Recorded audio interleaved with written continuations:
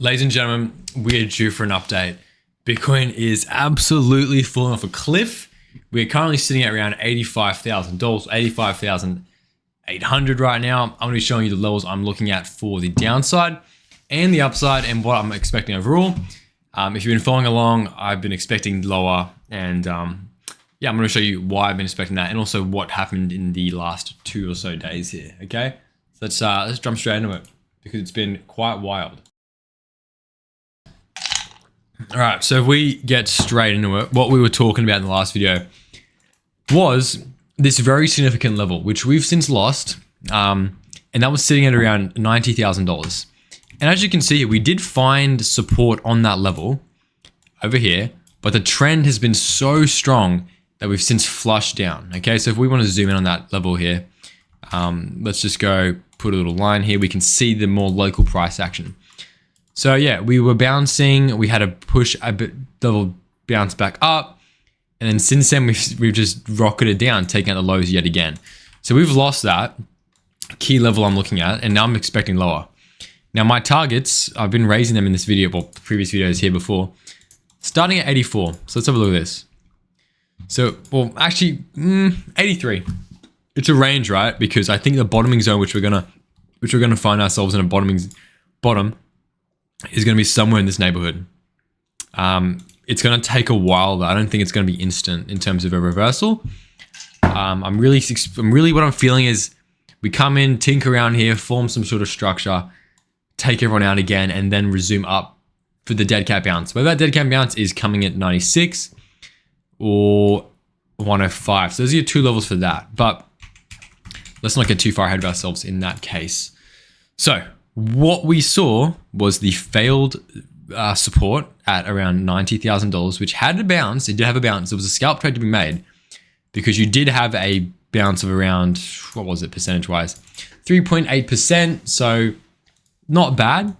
However, you got to understand context of the situation and realize the strength of the level you're looking at. So we obviously have way more stronger levels to the downside, monthly, daily, weekly, daily. On top of that, we've also got this large volume pool, which coincides at around $104,000, value low down at $80,000 here. So my bottoming region I'm looking at is going to be in that region. And let's say we absolutely destroy that region, just shred through it. I think that would be insanely improbable.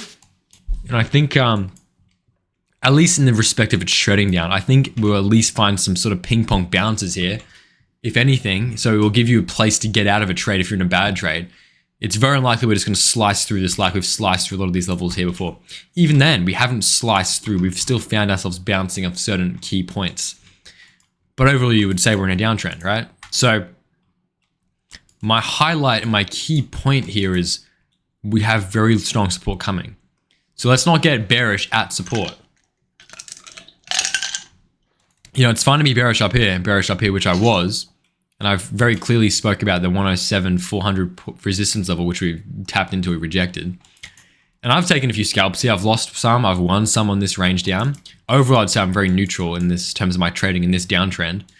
It did close my shorts prematurely, made good profits, but still closed them prematurely. Would have been upwards of $30,000 profit if I was holding them.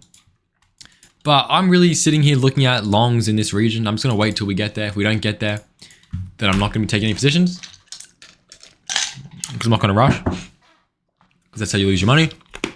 What else are we looking at? I'm eating ice, excuse me. Swing low down here. Yeah, we got that. And regarding the order flow, we can see here, we have $17 million worth of shorts coming in. And price kept falling. So that's kind of bearish, actually. We obviously didn't trap those shorts because when you trap shorts is when they place orders and price goes up above and it traps them out so they get liquidated. We haven't seen that. Instead, we've sort of seen, I think we've seen a bit of profit taking, but also we're seeing new shorts enter at this low here. You've got 9 million, 10 million, 5 million new short positions. So, you know, we're in that region where price is just starting to slow down, I think. I think price will start to slow down. It'll start to find its footing around these regions because everyone's getting very, very bearish now. Let's not put that on. Let's put just this one over here. If you want to look at this in the weekly, it's coming apparent to me that we're going to slow down because we've got this massive weekly coming in, and usually that coincides with something that looks like this at least. So you got that, you got the same sort of pattern here, you got the same sort of thing here, and I would expect a bounce of some capacity in this region, maybe to here, and then we roll over.